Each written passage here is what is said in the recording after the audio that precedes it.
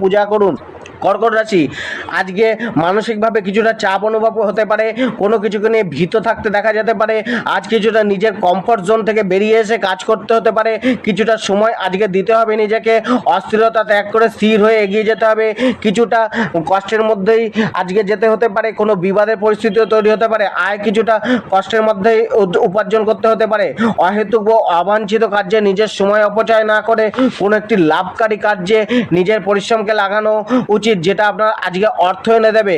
অর্থের কিছুটা বাজে খরচাও আজকে হতে পারে। নিত্য প্রয়োজনীয় আর মূল্যবান জিনিসের কিছুটা ক্ষতি হতে পারে। কেরিয়ার ও প্রফেশন, পেশাগত কর্মে কিছুটা অসহযোগিতা মিলতে পারে। আজ কেরিয়ার প্রফেশনে মোটামুটি মধ্যম প্রকৃতির থাকবে। নিজের পেশার জন্য গৃহ পরিবারের লোককে সময় কম দিতে হতে পারে। পেশায় কোনো পরিবর্তন মিলতে পারে। মানসিক কিছুটা দুশ্চিন্তা কর্মজীবনে প্রভাব ফেলতে পারে। আর ছোটোখাটো জিনিসের জন্য কিছুটা অপেক্ষা বাড়তে পারে।